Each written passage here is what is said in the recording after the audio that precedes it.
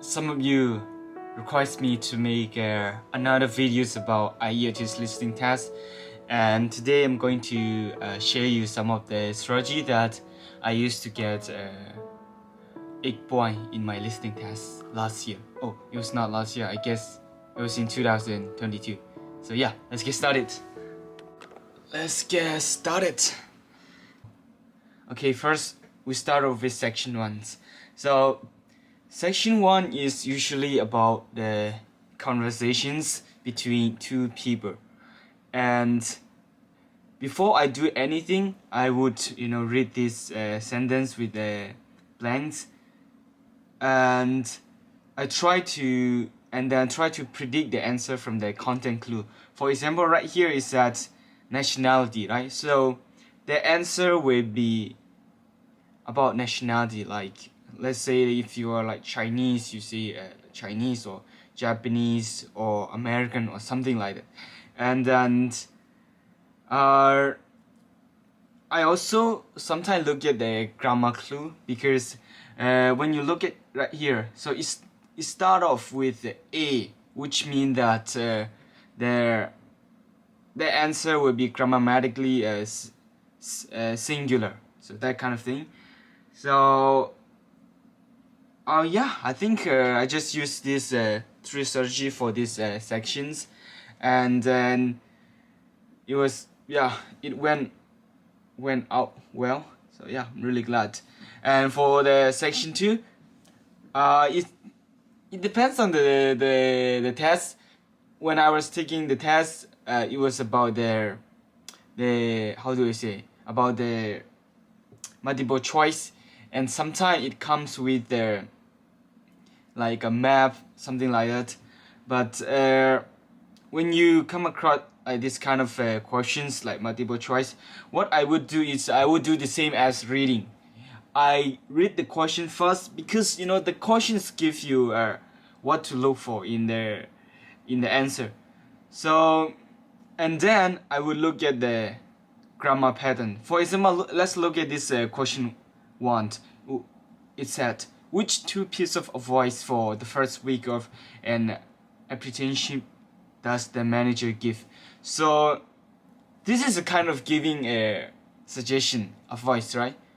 So mostly people use the grammar pattern like I think, I should, you should, something like that. So I try to predict the grammar pattern as well, and also I try to look for the synonyms, because in IELTS they don't usually say the exact word that is on the paper. So we gotta be able to think the synonym, the word that have the same meaning as written in the on the paper.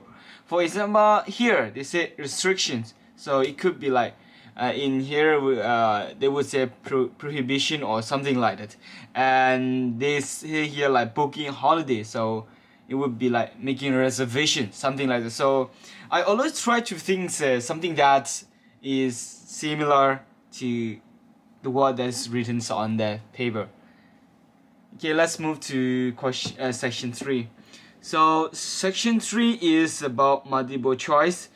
So before I do anything, I usually read the topic first. So this is a topic about cities built by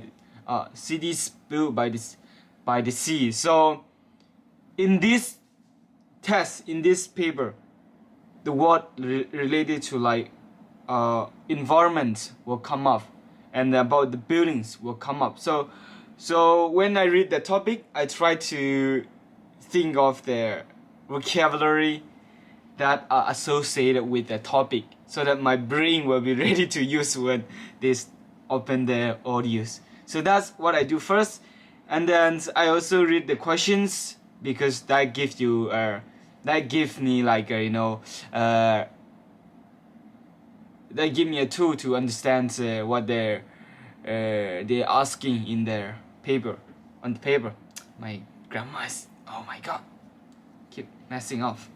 And then I underline the keyword, just like I did in my listening test, and then to be honest, I do not usually read this choice like A, B, C, D. I just read the questions, because if I keep on reading those choice, I end up having not enough time to read all the questions which are really important for me. So I usually skip all this choice, but I try to pay more attention when they start opening the audios. So that's what I do.